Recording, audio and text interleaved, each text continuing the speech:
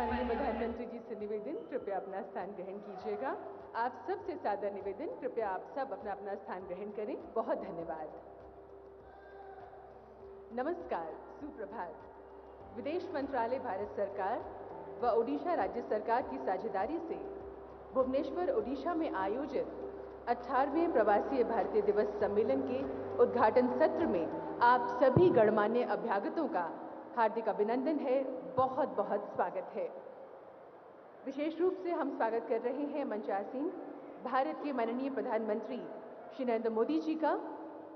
मैं पुनः निवेदन करूंगी, कर्तव्य के साथ मंचासीन सभी मान्यगणों का हम हार्दिक अभिनंदन कर रहे हैं।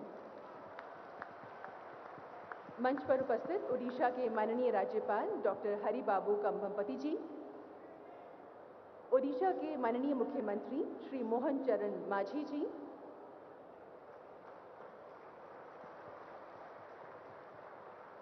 माननीय केंद्रीय विदेश मंत्री डॉक्टर एस जयशंकर जी,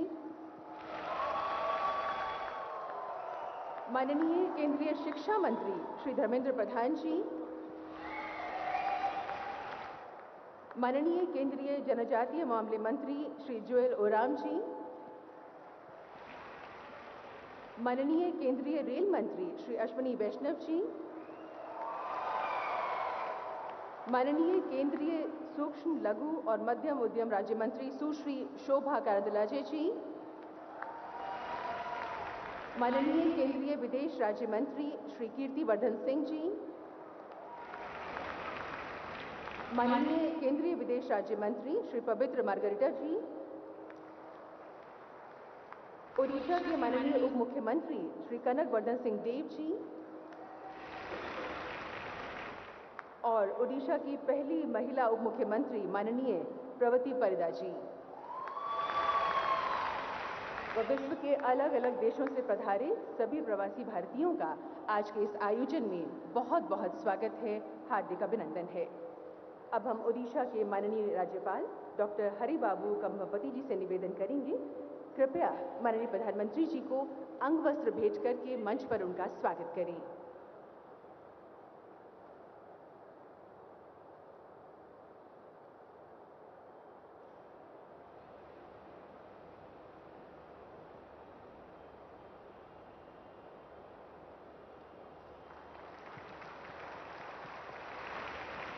निवेदन कर रहे हैं ओडिशा के माननीय मुख्यमंत्री श्री मोहन चरण मांझी जी से, कृपया माननीय प्रधानमंत्री जी को अंगवस्त्र भेंट कर मंच पर उनका अभिनंदन करें।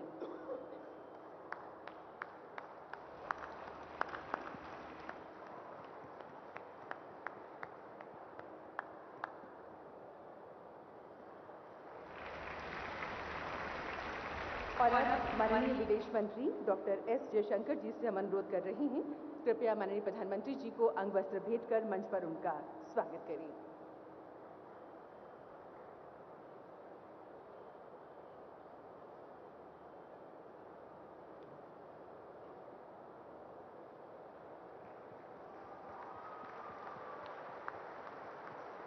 बहुत बहुत धन्यवाद।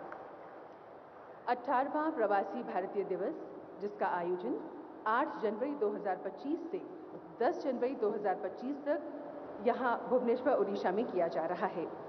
इस बार का थीम है डायस्पोरास कंट्रीब्यूशन टू अ विकसित भारत। हमारा सौभाग्य है कि आज माननीय प्रधानमंत्री जी की गरिमा में, ऊर्जा में उपस्थिति में प्रवासी भारतीय दिवस सम्मेलन के उद्घाटन सत्र का शुभारंभ किया जा रहा है।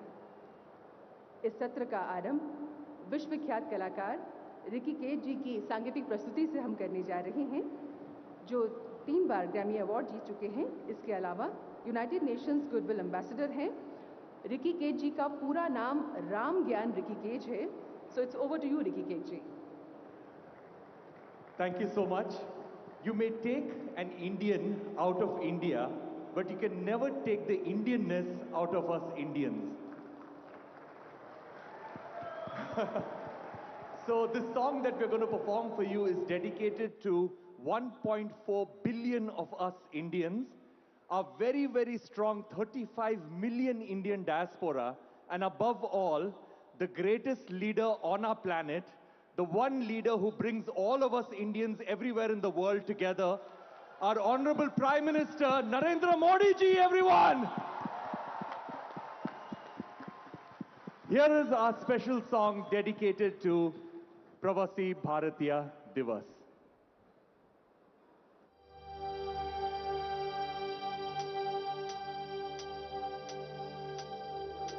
चिराय संस्कृतिं नीत्वा समुज्जीव्य परम्पराम् प्रवासिभिः कृतं विश्वे भारतध्वजमुन्नतम्।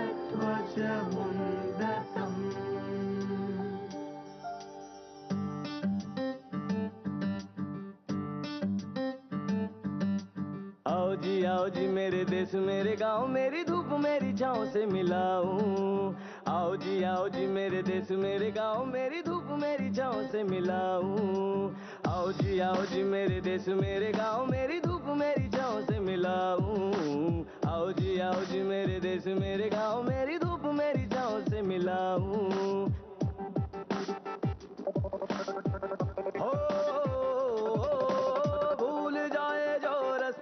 थोड़ा वापस आना दौड़ा दौड़ा।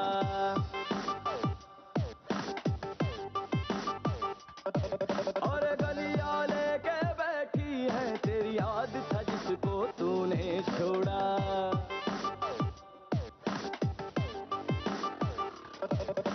यादें भूल है सकता लेकिन खुशबू भूल न पाएगा। घूम घुमा के बन के बादल लौट तू वापस आएगा। चैन मिलेगा वही जहां तू रुक थोड़ा सा जाएगा। घर आने से डर जाने को बना नहीं था तू। आओ जी मेरे देश मेरे गांव मेरी धूप मेरी छाँव से मिलाऊं। आओ जी मेरे देश मेरे गांव मेरी धूप मेरी छाँव से मिलाऊं। आओ जी मेरे देश मेरे गांव मेरी धूप मेरी छाँव से मिलाऊं। आओ जी मेरे देश मेरे गांव मेरी धूप मेरी छाँव से मिलाऊं।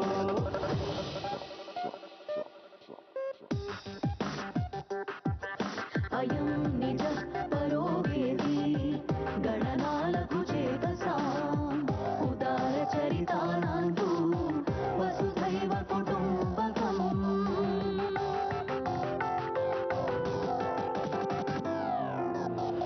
नदियों पहाड़ों से गलियों किनारों से तेरी पहले की पहचान है। बादलों बेचारों से खुशी की फुहारों से काहे जाने तू अनजान है। वदन्ति मातरं वन्दे वदन्तो धर्मवर्त्मनि आयात भारताश्लेषे पातुं सर्वजनश्रियम्। हर दिन चल दूर है जाता जान कहाँ तू जाएगा। गोल है धरती और इस पर जो खोजेगा वो पाएगा। सांस भरेगा लंबी तो तू चैन मुफ्त में पाएगा। घर आने से डर जाने को बना नहीं था तू। Everyone clap. आओ जी मेरे देश मेरे गांव मेरी धूप मेरी छाँव से मिलाऊं। आओ जी मेरे देश मेरे गांव मेरी धूप मेरी छाँव से मिलाऊं। आओ जी मेरे देश मेरे गांव मेरी धूप मेरी छाँव से मिलाऊं। आओ जी मेरे देश मेरे गांव मेरी धूप मेरी छाँव से मिलाऊं। Thank you, everyone.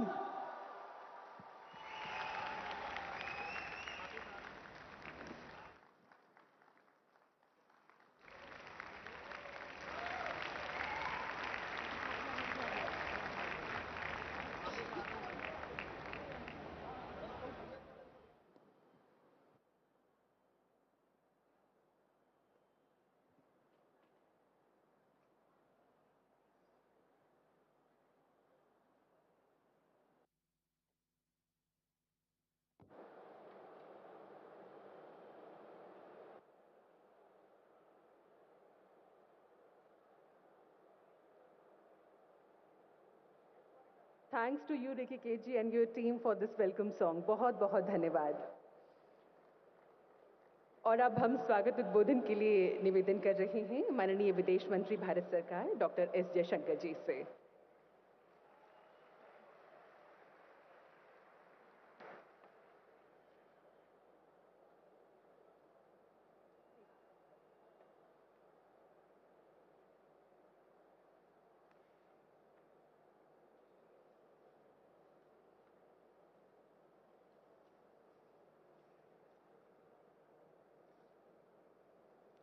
परम आदरणीय प्रधानमंत्री जी, माननीय राज्यपाल जी, माननीय मुख्यमंत्री जी,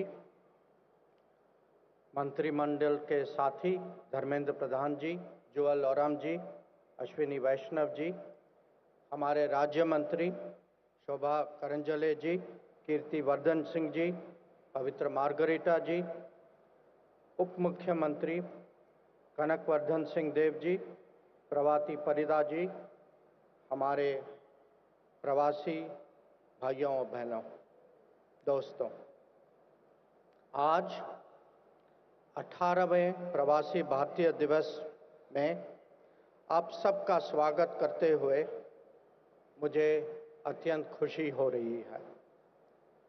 हर 2 साल में आयोजित होने वाले यह समारोह एक पारिवारिक पुनर्मिलन जैसा है. विदेशों में रहने वाले भारतीय अपने देश में हो रही प्रगति और विकास को स्वयं देख पाते हैं, अनुभव कर पाते हैं. आप सभी न केवल अपने जीवन की उपलब्धियां पर गर्व करते हैं, बल्कि विदेशों में हमारे लिए बढ़ते सम्मान का भी अनुभव करते हैं. और साथ ही साथ हम भारतीय भी विदेशों में रहने वाले अपने परिजनों की सफलता और उपलब्धियां पर भी गर्व करते हैं. Friends, in a globalized era, the diaspora only becomes more important with each passing year. Whether it is technology, best practices, or resources, be it tourism, trade, or investment, the two-way flows you enable are invaluable. As we strive to build a global workplace, this will be even more so in the times to come. The very people-centric changes we promote in India also benefit the diaspora. This could be enhancing the ease of doing business, promoting ease of living, or facilitating connectivity and travel. The application of digital technologies to ensure diaspora welfare is also apparent. In the last decade, we have seen the simplification of passport issues and renewal, as well as ease of attestations. Consular services, all of you have seen, have improved. Welfare measures have increased. Grievance platforms are effective, and embassies and consulates across the world are more responsive. And most important, in times of difficulties, you can be confident that the Modi Sarkar has your back. Friends, the hosting of this PBD in Odisha is reflective of the Modi Sarkar's Purvodaya policy. In so many ways, Odisha represents the full richness of our history and culture. Be it darshan of Mahaprabhu Jagannath Ji or Lingaraj Bhagwan, or visiting Konark Temple, experiencing cultural festivals, folk arts, state products and cuisine, many of you have actually had direct experiences of this during this visit. But as Foreign Minister, I also want to highlight the external impact of Odisha. The famous Bali Yatra is actually a precursor of what is today the Government of India's Act East policy. When we define ourselves as an Indo-Pacific nation, we do so from the eastern seaboard of Odisha.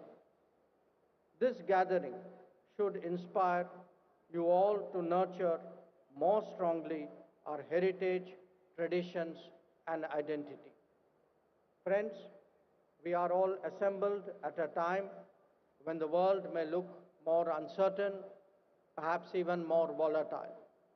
However, the message that you will take away from this occasion is of a Bharat that is more confident, modernizing, and inclusive, where tradition and technology go hand in hand, where the journey towards Viksit Bharat is ongoing, and each one of you, in your own way, can make a difference to the realization of that goal. I welcome you all again. I wish you all a productive convention. Jai Jagannath, Jai Bharat, Jai Hind.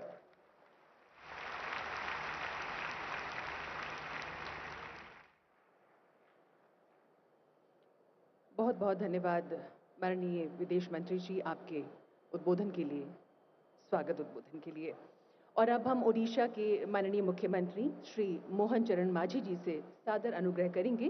कृपया आज के इस अवसर पर अपने उद्गार साझा करने की कृपा करें।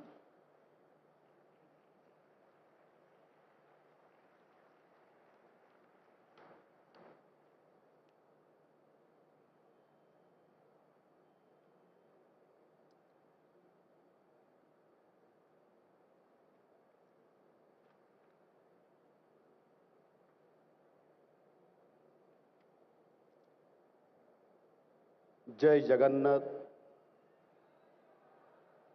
Honorable Prime Minister Sri Narendra Modi ji, Her Excellency the President of Trinidad and Tobago, Christine Carlo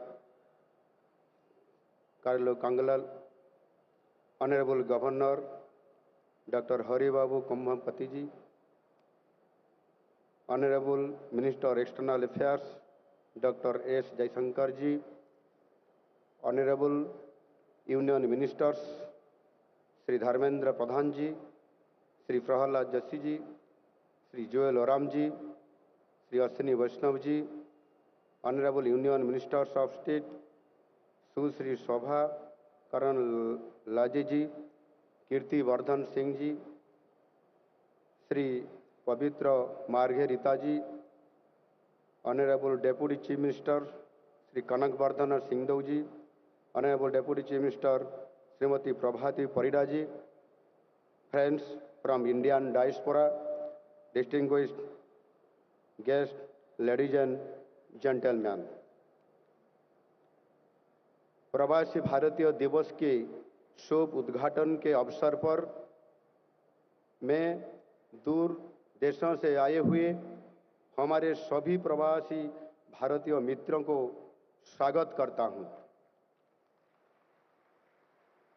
माननीय प्रधानमंत्री जी, आज इस ऐतिहासिक क्षण में आप वहां स्वयं हमारे प्रवासी भारतीय मित्रों के साथ उपस्थित हैं।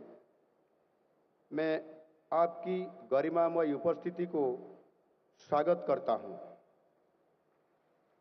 आपके आने से यहाँ दिल की दस्तानों पर रोशनी ही रोशनी है और इसके लिए आपका प्यार और अपनापन के लिए हम सब आपके आभारी हैं। I also thank Her Excellency the President of Trinidad and Tobago, Christine Carla Kangalu, for joining us as chief guest on virtual platform. My dear brothers and sisters from different parts of the world, as we know, this year's theme of Pravasi Bharatiya Divas is Diaspora's contribution to a Viksit Bharat, which recognizes and celebrates the contributions of Indian diaspora in building a Vikasit Bharat in the Amrit Kal.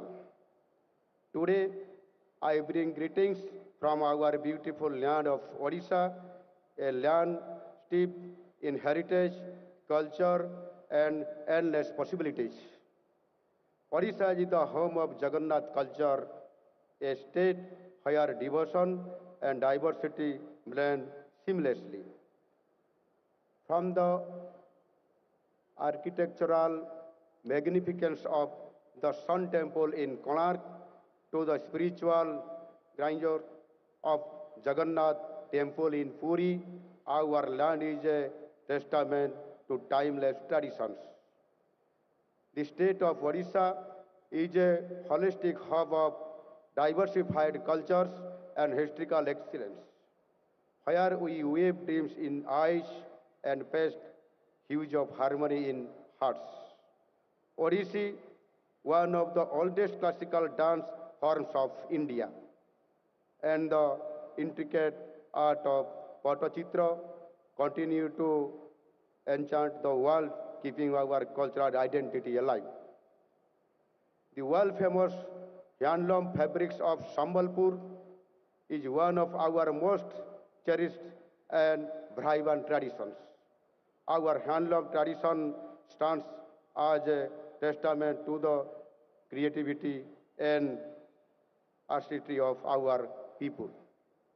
Beyond its heritage, Odisha is a treasure trove of natural beauty.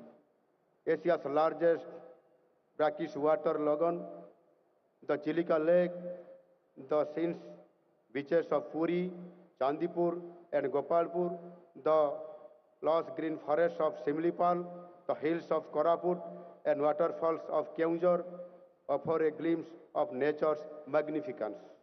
I would like to urge all of you to explore nature's secrets in Odisha and take a bit of Odisha along with you. I am sure that you will discover the endless beauties of nature that is mingled with the melodies of ecstasy. Here, we firmly believe in the motto of Vasudhaiva Kutumbakam, which means the whole world is our family. It is such a land where hospitality is a sacred tradition and its long and rich history ever tells the heartwarming saga of love and sanctity. But friends, Odisha is not just about its glorious past and natural beauty. It is a land of limitless opportunities for the future. Today, Odisha stands as one of the most investor-friendly states in India.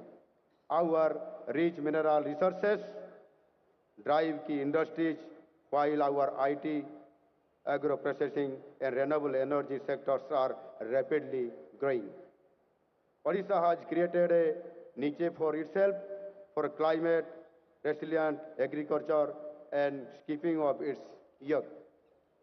The world-class sports infrastructure that we have created is testament to our commitment to excellence.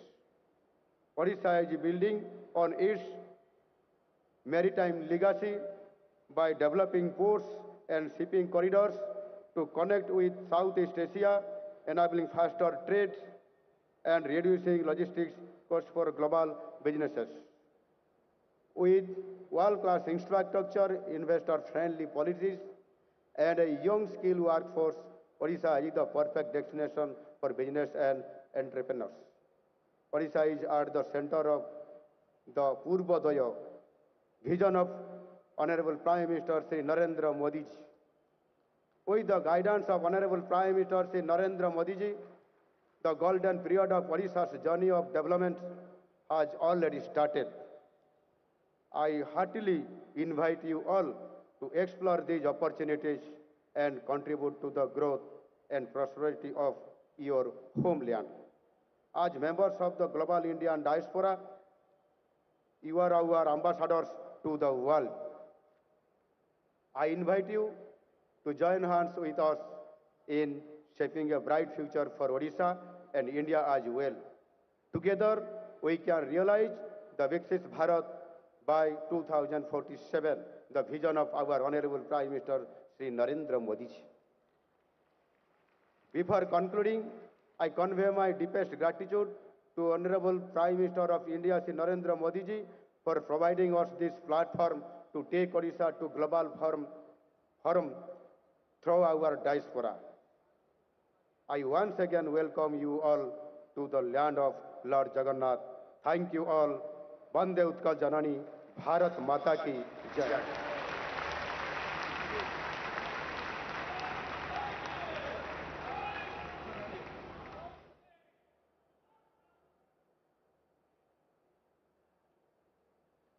बहुत बहुत धन्यवाद माननीय मुख्यमंत्री जी आपके संबोधन के लिए। यह हमारे लिए हर्ष और गर्व का अवसर है कि 18वें प्रवासी भारतीय दिवस सम्मेलन की मुख्य अतिथि हैं her excellency Christine Carla Kangaloo ji, president of the republic of Trinidad and Tobago. अपने संबोधन के माध्यम से इस अवसर पर वे अपनी शुभकामनाएं प्रेषित कर रही हैं।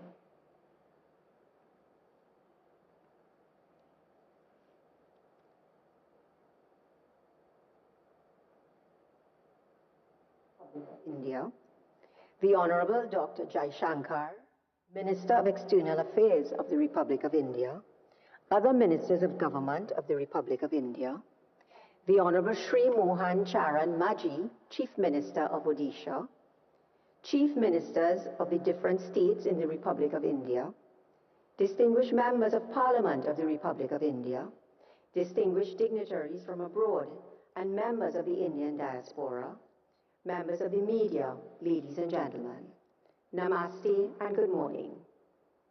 As I speak to you today, I am a bag of mixed emotions.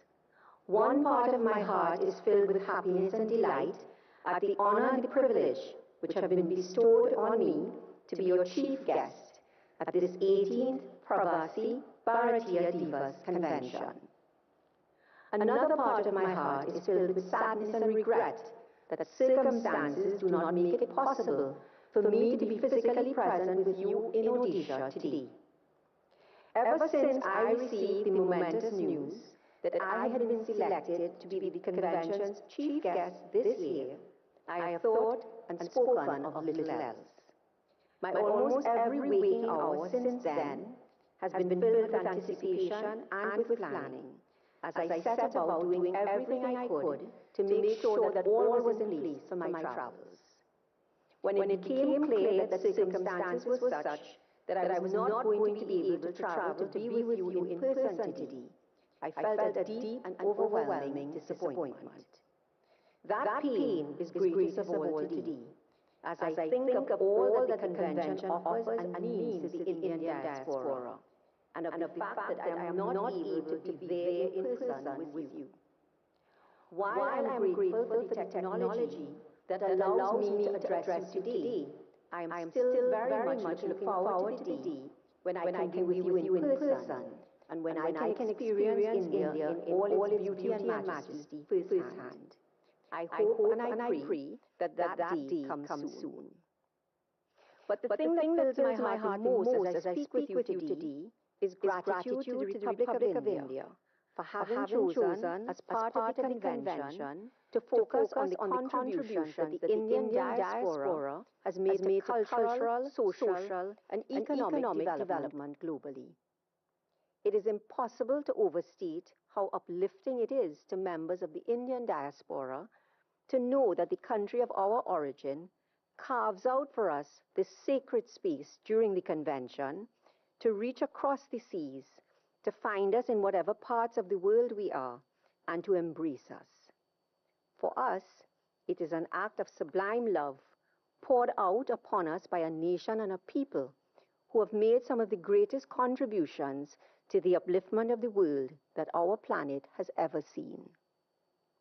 India's contributions to the world's development are remarkable and are reputed to include, among many other legendary accomplishments, the fact that the world's first university is said to have been established in Takshashila in 700 BC. Ayurveda is widely acknowledged as the earliest school of medicine known to humans. The art of navigation is said to have been born in the Sindhu River 6,000 years ago.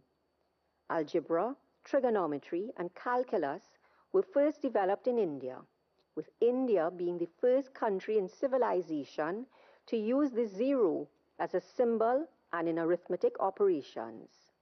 The game of chess is believed to have originated in eastern India. The decimal system is widely acknowledged to have been developed in India, and India's very own Sushruta is widely acknowledged to be the father of surgery. That a nation so great should pause and remember its descendants is in and of itself cause for tremendous celebration. I am therefore immensely thankful that the Republic of India has chosen to shine its powerful light on the contributions that, faithful to the source from which the spirit that animates their efforts comes, the Indian diaspora has made to cultural, social, and economic development across the wider world. Over the last 2 decades, this convention has served not only as a platform for collaboration between India and its diaspora, but also as a means of recognizing the spirit of resilience, determination, and service that has characterized the journey of persons of Indian descent the world over. In conferring the Pravasi Bharatiya Samman Award, the government and the people of India give powerful expression to their commitment to strengthening the ties between India and all of her children throughout the world. In the case of persons of Indian descent in Trinidad and Tobago, those ties run deep. India was one of the first countries to establish diplomatic relations with Trinidad and Tobago following our independence from the United Kingdom on August 31st, 1962. But our country's ties with India long precede that date. Our relationship goes back to May 30th, 1845, when the first ship, the Fatal Razak, carrying 225 Indian indentured workers, reached the shores of Trinidad, then a British colony. For 72 unbroken years thereafter, more than 143,000 Indians came from cities and states such as Uttar Pradesh, Bihar, Bengal, and many others, reshaping the social, demographic, economic, and cultural landscape of Trinidad and Tobago forever. They were a fascinating mix of peoples, languages, traditions, and belief systems, all united in search of a new life. I stand before you, virtually, living that new life, 180 years after the first ships bearing Indian immigrants departed for Trinidad. I am deeply aware of the enormous significance of the voyage these immigrants undertook and of the resilience that was required for them to make the decisions they made, face the challenges they faced, and not only survive, but thrive in their adopted homeland. Today, the descendants of those indentured workers, now in their 5th and 6th generations, form nearly 42% of the total population of Trinidad and Tobago, the largest numerical presence of persons of Indian descent anywhere in the Caribbean, and constitute an integral part of the economic, political, and social fabric of the country.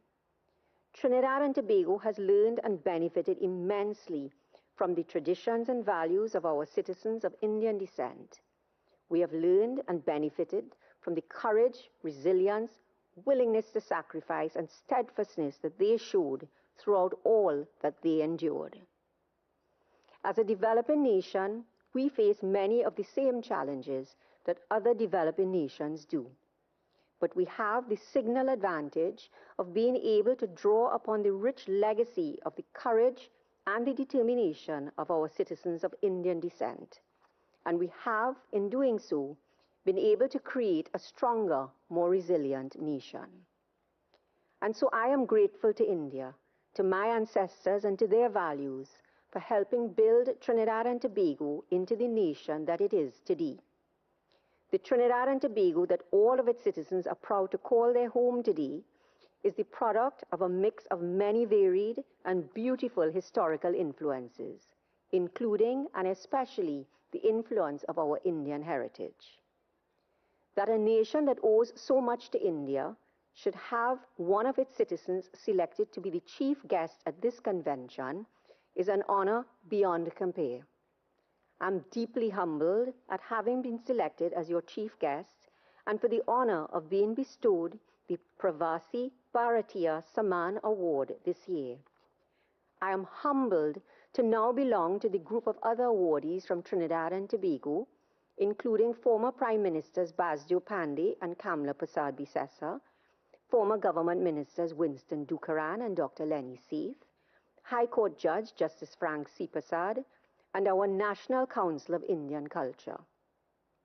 I am also humbled to join other Caribbean citizens who have also been bestowed this honor, including Sushridat Ramphal, the Honorable Bharat Jagdeo, Yesu Persad, Kenneth Benjamin, Ramdian Saju, and Guna Sakar Mupuri, to name only a few.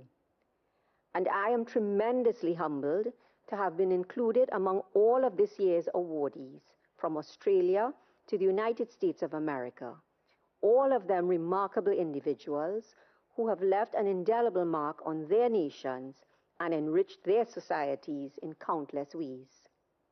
Their achievements mirror those of the over 30 million strong Indian diaspora around the world, whose influence has shaped and continues to shape the countries they call home. I am humbled by and I am grateful for all of them. I am especially grateful today for the ties that continue to bind India and Trinidad and Tobago. I am happy to be able to report that those ties are stronger today than they have ever been, and that both countries continue to benefit immeasurably from each other's knowledge, experience, and expertise. We share unerasable historical ties, including our love of cricket. I am told that Brian Lara is as loved in India as Sachin Tendulkar is in Trinidad and Tobago. Our trade relations are robust, with Trinidad and Tobago exporting iron, steel, ammonia, aromatic bitters, and other products to India, while importing pharmaceuticals, cashew nuts, fabrics, diamonds, and other goods in return. And we enjoy a rich cultural cooperation with countless agreements fostering the exchange between us of arts, music, and more. India's kindness and generosity to the people of Trinidad and Tobago are legendary and have been shown time and time again, including during the crisis of the COVID-19 pandemic, when 40,000 doses of COVID-19 vaccines arrived in Trinidad and Tobago as a result of the gracious response from the Honorable Shri Narendra Modi, Prime Minister of the Republic of India, to a letter sent by the Prime Minister of Trinidad and Tobago. That act of kindness only further strengthened the long-standing relationship between the governments and people of both countries. Today, by means of this ceremony, and always by reason of our shared history and values, and by reason of the kindness and generosity that exists between both nations, our hearts are joined with the hearts of the people of India, and our destiny is inextricably entwined with yours. It is my hope and prayer that our nations will continue to thrive hand in hand, learning from each other, benefiting from each other, and growing together. I have to say that I am also tremendously moved by the emphasis placed on young people in the convention. Yesterday's program was dedicated entirely to the youth. I believe that this can only augur well for the future. The youth are the engine of growth and development in any society. Empowering and supporting young people are vital for their and their society's growth and development. We all look forward to seeing today's youth, inspired and encouraged by yesterday's discussions, taking up the mantle of becoming tomorrow's leaders. In closing, I would like to again express my sincere gratitude to the Government of India for the honor of this award. As a daughter of the Indian diaspora, As a national of Trinidad and Tobago and as a citizen of the world, I thank the government and the people of India for your continued dedication to and emphasis on the role of the Indian diaspora in achieving a goal common to all people, a safe, harmonious world in which all can grow and thrive in peace and prosperity. Thank you once again.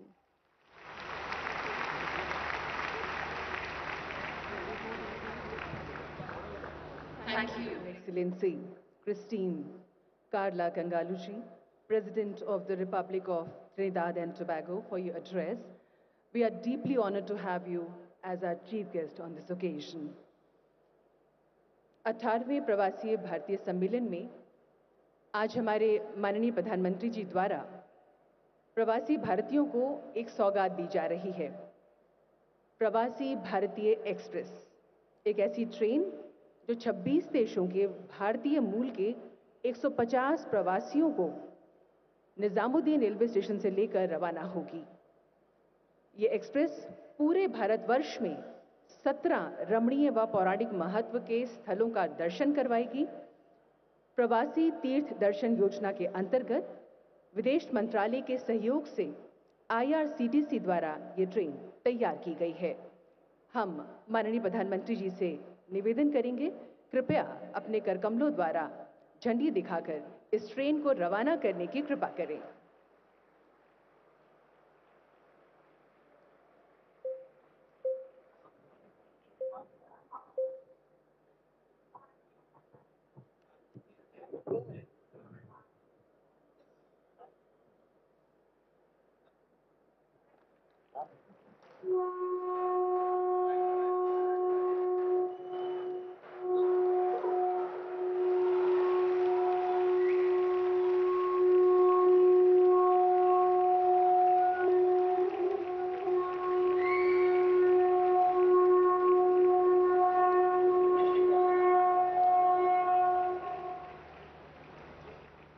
बहुत बहुत धन्यवाद माननीय प्रधानमंत्री जी।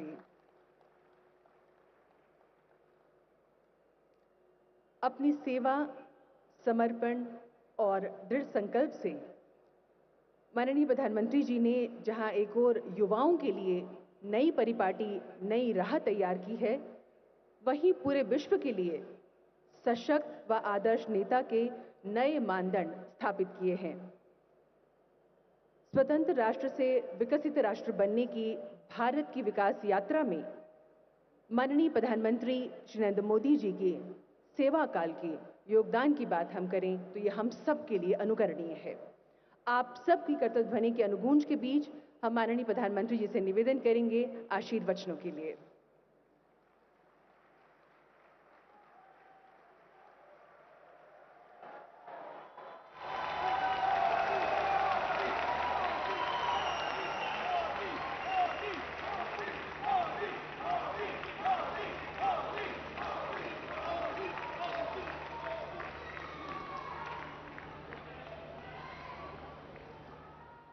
उड़ीसा के राज्यपाल doctor Haribabu जी, हमारे लोकप्रिय मुख्यमंत्री मोहन चरण मांझी जी, केंद्रीय कैबिनेट के मेरे साथी एस जयशंकर जी, जुएल ओराव जी, धर्मेंद्र प्रधान जी, अश्विनी वैष्णव जी, शोभा करांदलाजे जी, कीर्तिवर्धन सिंह जी, पवित्रा मार्गेरिटा जी, ओडिशा सरकार में उप मुख्यमंत्री कनकवर्धन सिंहदेव जी, प्रवती परिदा जी, अन्य मंत्रीगण, सांसद और विधायकगण, दुनिया भर से यहां पधारे मां भारती के सभी बेटे बेटी,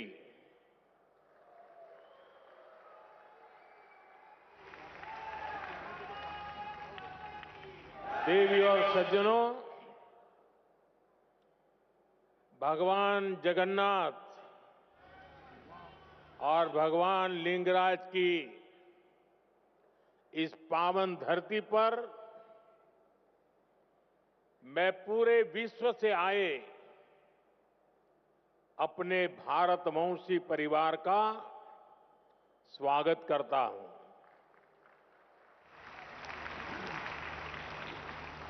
अभी प्रारंभ में जो स्वागत गान हुआ,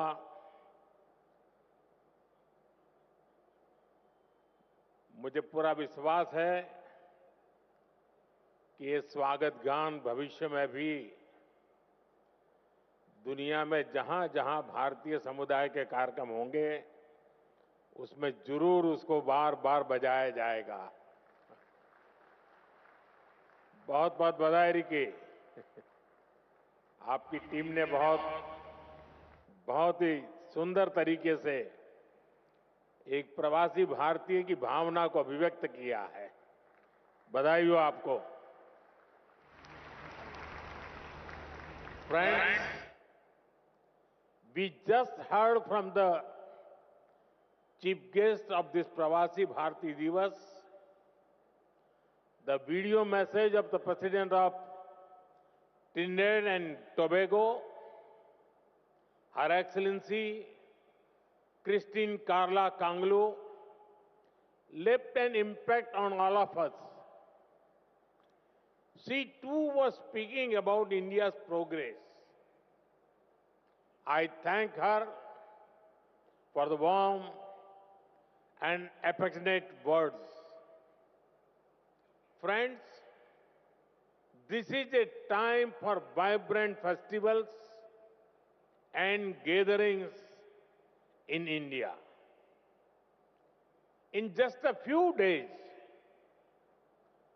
the Mahakumbh will start in Prayagraj. The festival of Makar Sankranti, Lohri, Pongal, and Magh Bihu are also coming up.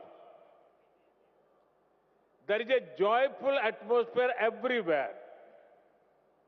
Further, it was on this day in 1915 that Mahatma Gandhi ji came back to India after a long stay abroad. Your presence in India at such a wonderful time is aiding to the festive spirit. This edition of Pravasi Bharatiya Divas is special for an additional reason. We have gathered here just a few days after the birth centenary of Atal Bihari Vajpayee ji. His vision was instrumental to this program. It has become an institution to strengthen the bond between India and its diaspora. Together, we celebrate India, Indianness, our culture, our progress, and connect to our roots. साथियों, आज आप जिस ओडिशा की महान धरती पर जुटे हैं, वो भी भारत की समृद्ध विरासत का प्रतिबिंब है। ओडिशा में कदम कदम पर हमारे हेरिटेज के दर्शन होते हैं। उदयगिरी, खंडगिरी की हिस्टोरिकल केव्स हो, कोणार्क का सूर्य मंदिर हो, ताम्रलिप्ति, मणिकपटना, और पलूर के प्राचीन पोर्ट्स हो, ये देखकर हर कोई गौरव से भर उठता है। सैकड़ों वर्ष पहले भी ओडिशा से हमारे व्यापारी कारोबारी लंबा समुद्री सफर करके बाली, सुमात्रा, जावा जैसे स्थानों तक जाते थे। उसी स्मृति में आज भी ओडिशा में बाली यात्रा का आयोजन होता है। यहीं ओडिशा में धौली नाम का वो स्थान है जो शांति का बड़ा प्रतीक है। दुनिया में जब तलवार के जोर पर साम्राज्य बढ़ाने का दौर था, तब हमारे सम्राट अशोक ने यहां शांति का रास्ता चुना था। हमारी इस विरासत का ये वही बल है जिसकी प्रेरणा से आज भारत दुनिया को कह पाता है कि भविष्य युद्ध में नहीं है, बुद्ध में है।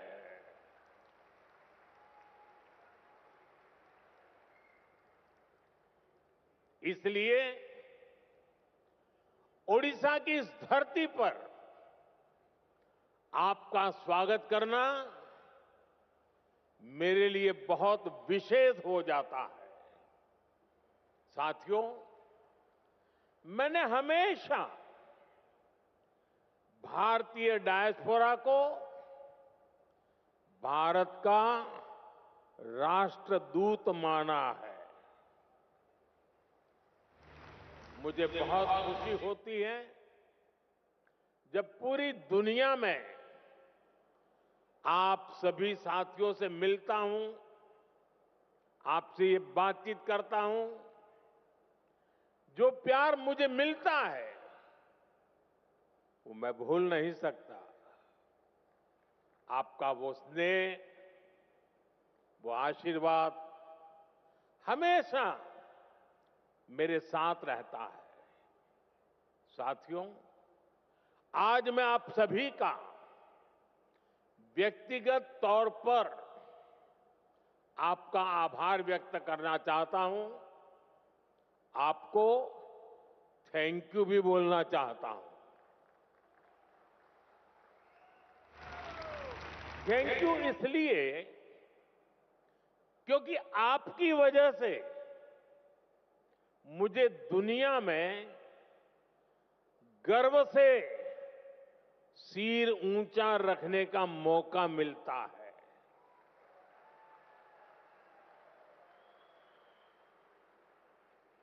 बीते 10 वर्षों में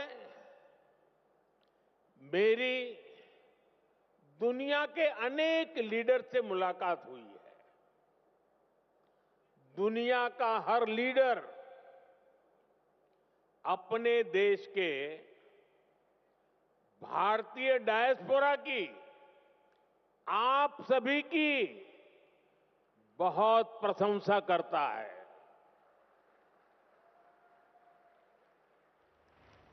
इसका एक बड़ा रीजन वो सोशल वैल्यूज है जो आप सभी वहां की सोसाइटी में ऐड करते हैं। हम सिर्फ मदर ऑफ डेमोक्रेसी ही नहीं है, बल्कि डेमोक्रेसी हमारी लाइफ का हिस्सा है, हमारी जीवन पद्धति है। हमें डायवर्सिटी सिखानी नहीं पड़ती, हमारा जीवन ही डायवर्सिटी से चलता है। इसलिए भारतीय जहां भी जाते हैं, वहां की सोसाइटी के साथ जुड़ जाते हैं। हम जहां जाते हैं वहां के रूल्स, वहां के ट्रेडिशंस की रिस्पेक्ट करते हैं। हम पूरी ईमानदारी से उस देश की, उस सोसाइटी की सेवा करते हैं। वहां की ग्रोथ और प्रॉस्पेरिटी में कंट्रीब्यूट करते हैं। और इन सब के साथ ही हमारे दिल में भारत भी धड़कता रहता है। हम भारत की हर खुशी के साथ खुश होते हैं। भारत की हर उपलब्धि के साथ उत्सव मनाते हैं। साथियों, 21st सेंचुरी का भारत आज जिस स्पीड से आगे बढ़ रहा है, जिस स्केल पर आज भारत में डेवलपमेंट के काम हो रहे हैं, वो अभूतपूर्व है। सिर्फ 10 साल में भारत ने अपने यहां 25 करोड़ लोगों को गरीबी से बाहर निकाला है। सिर्फ 10 सालों में भारत दुनिया की 10th लार्जेस्ट इकोनॉमी से ऊपर उठकर 5th लार्जेस्ट इकोनॉमी बन गया है। वो दिन दूर नहीं जब भारत दुनिया की 3rd लार्जेस्ट इकोनॉमी बनेगा।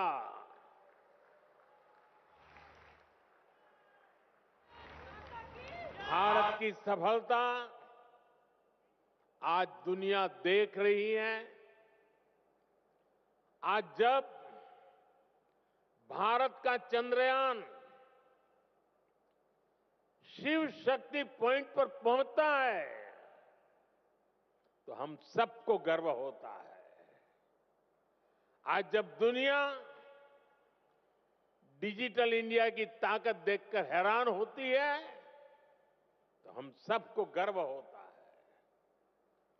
आज भारत का हर सेक्टर आसमान की ऊंचाई छूने के लिए आगे बढ़ रहा है। रिन्यूएबल एनर्जी हो, एविएशन इकोसिस्टम हो, इलेक्ट्रिक मोबिलिटी हो, मेट्रो का विशाल नेटवर्क हो, बुलेट ट्रेन प्रोजेक्ट हो, भारत की प्रगति की गति सारे रिकॉर्ड तोड़ रही है। आज Bharat made in India fighter jet बना रहा है, ट्रांसपोर्ट एयरक्राफ्ट बना रहा है, और वो दिन भी दूर नहीं जब आप किसी मेड इन इंडिया प्लेन से ही प्रवासी भारतीय दिवस मनाने भारत आएंगे। साथियों, भारत के ये जो अचीवमेंट्स हैं, ये जो प्रोस्पेक्ट्स आज भारत में दिख रहे हैं, इसके कारण भारत की वैश्विक भूमिका बढ़ रही है। भारत की बात को आज दुनिया ध्यान से सुनती है। आज का भारत अपना पॉइंट तो स्ट्रांगली रखता ही है, ग्लोबल साउथ की आवाज को भी पूरी ताकत से उठाता है। जब भारत ने अफ्रीकन यूनियन को G20 का परमानेंट मेंबर बनाने का प्रपोजल रखा तो सभी मेंबर्स ने इसका समर्थन किया। ह्यूमैनिटी फर्स्ट के भाव के साथ भारत अपने ग्लोबल रोल का विस्तार कर रहा है। साथियों, भारत के टैलेंट का डंका आज पूरी दुनिया में बज रहा है।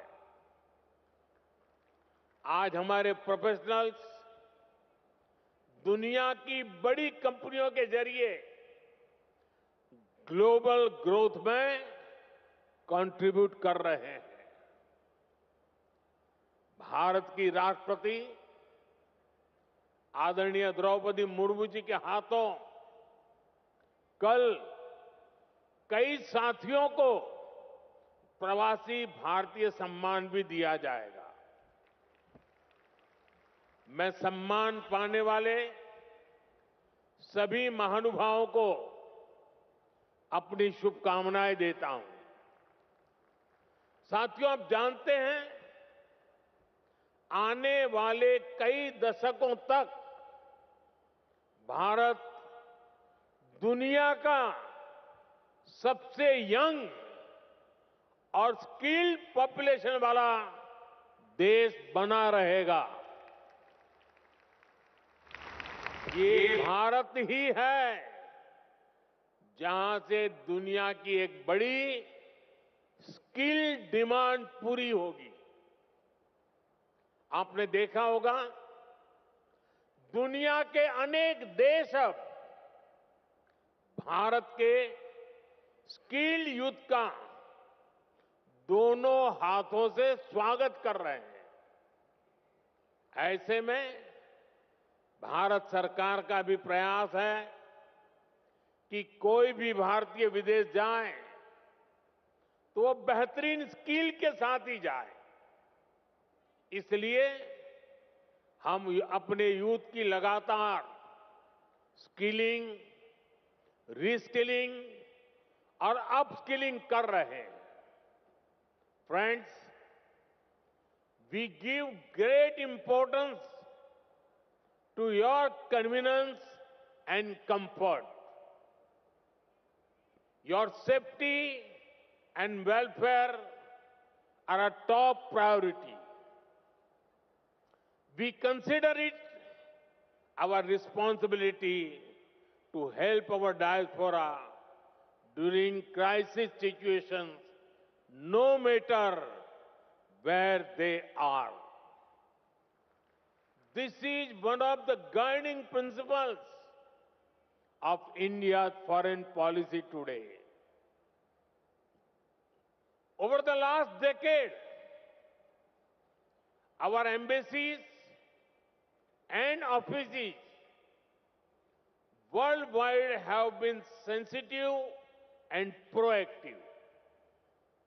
Friends, earlier in many countries, people had to travel long distances to access consular facilities. They had to wait for days for help. Now, these problems are being solved. In just the last 2 years, 14 embassies and consulates have been opened. The scope of OCI cards is also being expanded.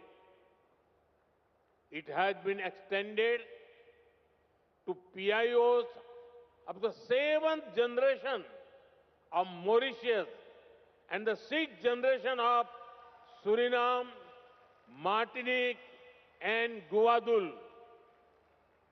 साथियों, दुनिया भर में फैले भारतीय diaspora का इतिहास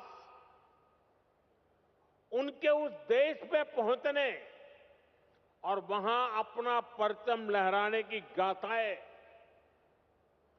ये भारत की अहम विरासत है। आपकी ऐसी अनेक इंटरेस्टिंग और इंस्पायरिंग स्टोरीज है जिन्हें सुनाया जाना, दिखाया जाना संजोया जाना जरूरी है।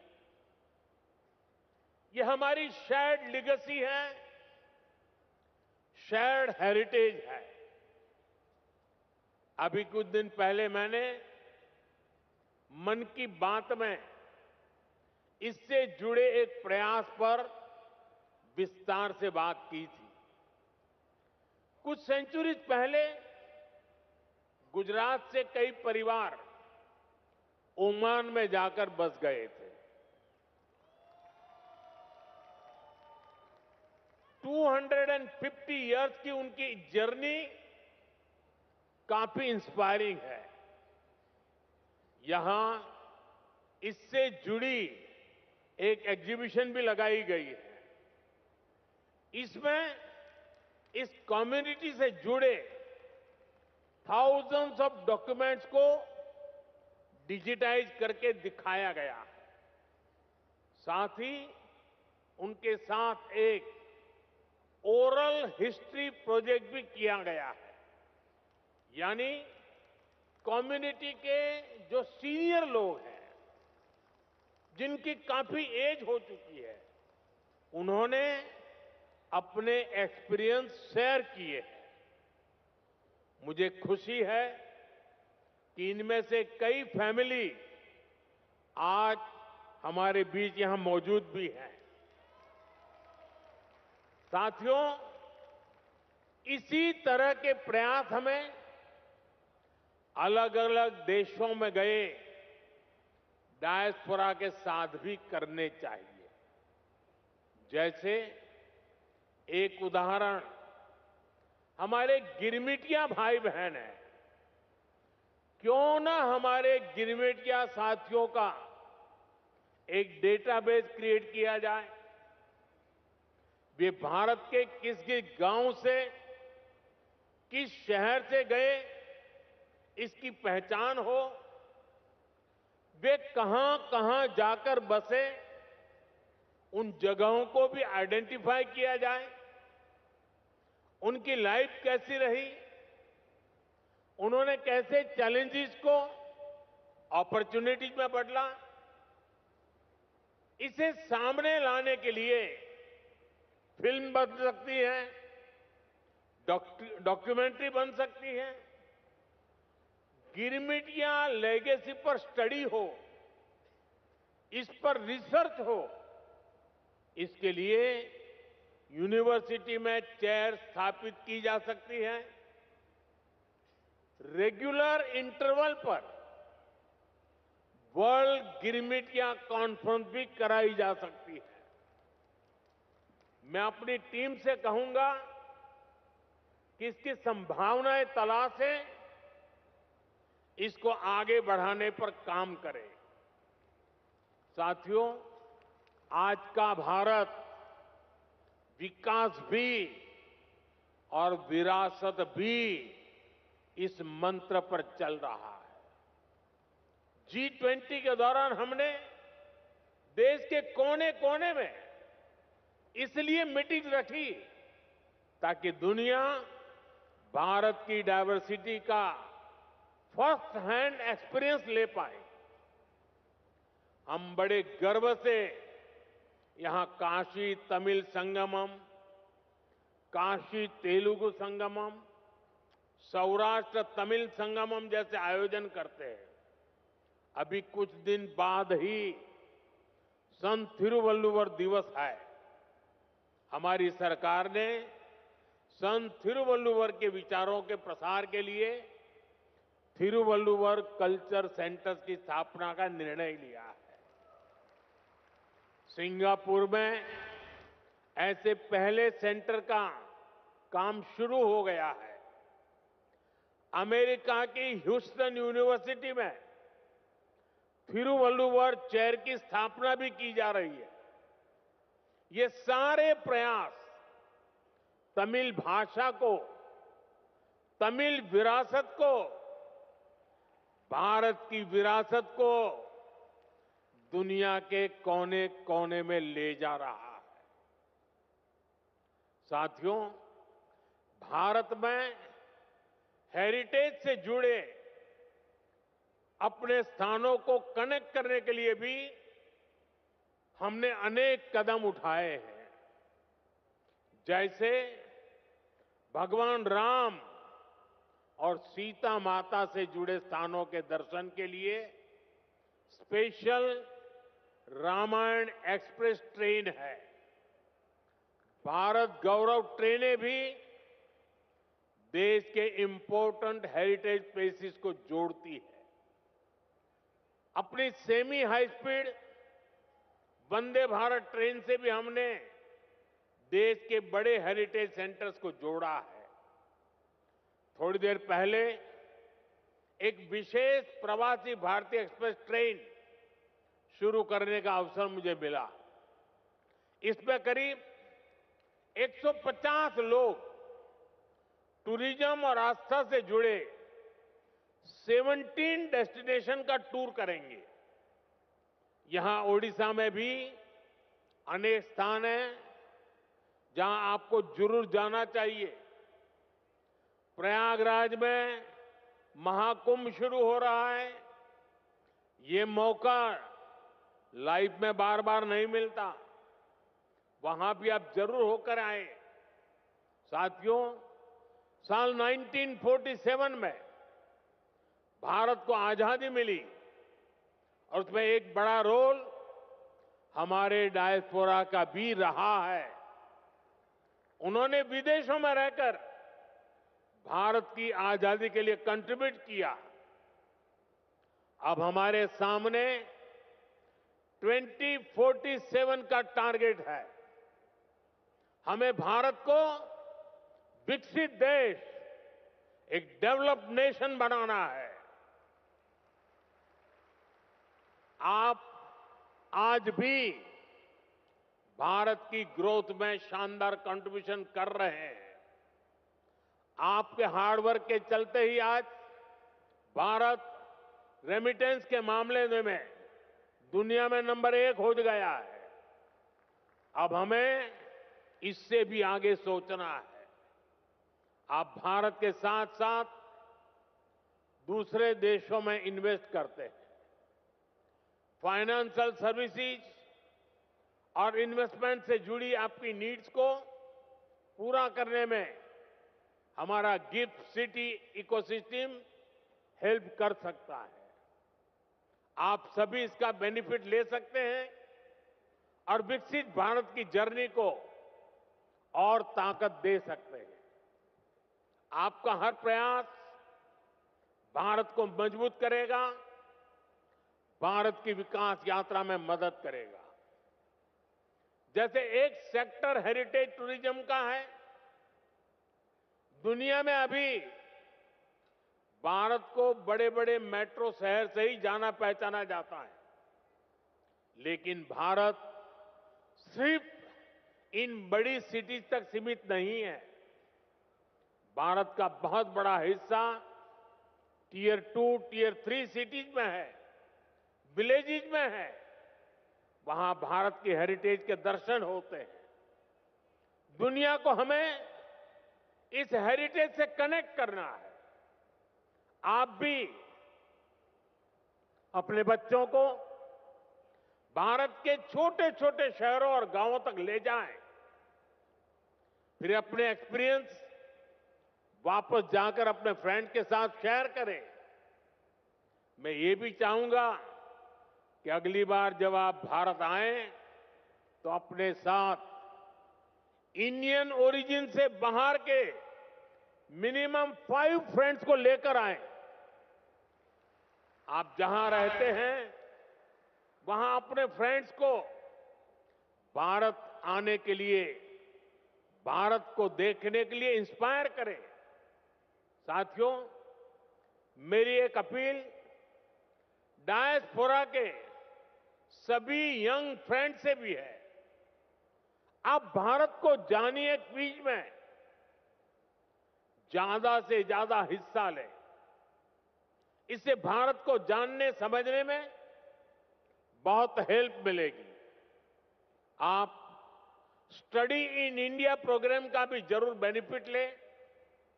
आईसीसीआर की जो स्कॉलरशिप स्कीम है उसका भी डायस्पोरा के यूथ को ज्यादा से ज्यादा फायदा लेना चाहिए। साथियों, जिस देश में आप रहते हैं वहां भारत की असली हिस्ट्री को लोगों तक पहुंचाने के लिए भी आपको आगे आना होगा। जिन देशों में आप रहते हैं वहां जो आज की जनरेशन है वो हमारी समृद्धि को, गुलामी के लंबे कालखंड और हमारे संघर्षों को नहीं जानती। आप सभी भारत की ट्रू हिस्ट्री को दुनिया तक पहुंचा सकते हैं। साथियों, भारत आज विश्व बंधु के रूप में जाना जा रहा है। इस ग्लोबल कनेक्ट को और मजबूत करने में आपको अपने एफर्ट्स बढ़ाने होंगे।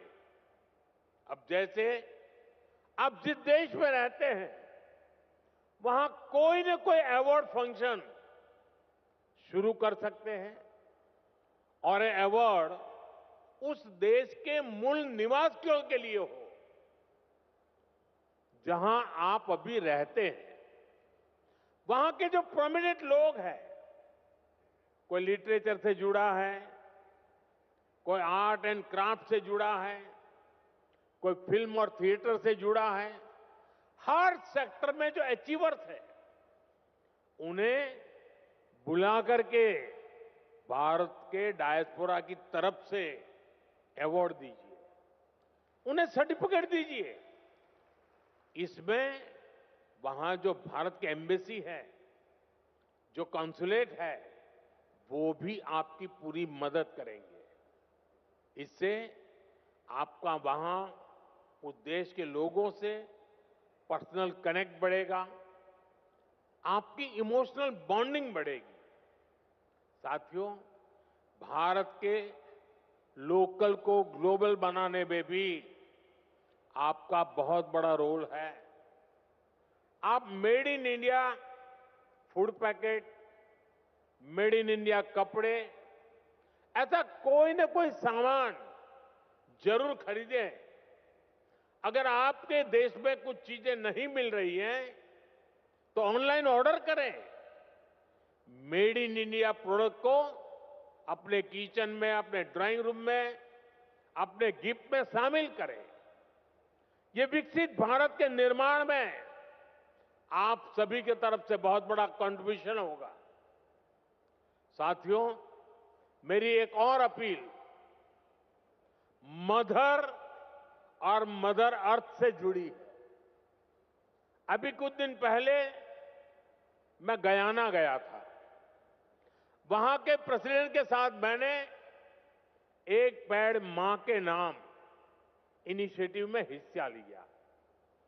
भारत में करोड़ों लोग ये काम कर रहे हैं।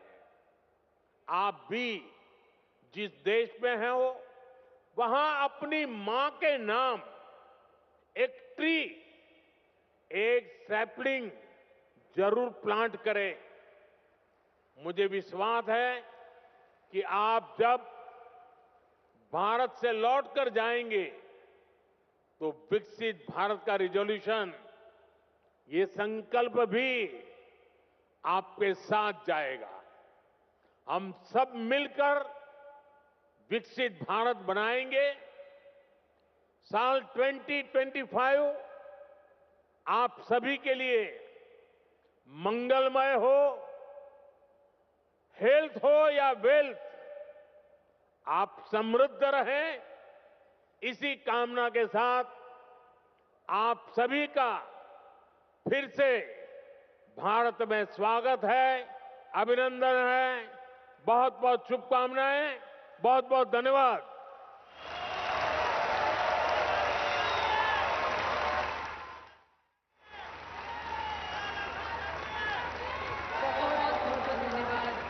माननीय प्रधानमंत्री जी, आपके आशीर्वचनों के लिए, आपके प्रेरणा, उत्साह और ऊर्जा से ओतप्रोत शब्दों के लिए, संबोधन के लिए, विचारों के लिए हम पुनः भारत के माननीय प्रधानमंत्री श्री नरेंद्र मोदी जी का अभिनंदन किया, उसका अवलोकन करेंगे। तो आप सब लोग अपने स्थान पर बने रहें। यहाँ पर लाइव फीड के माध्यम से हम अब लोग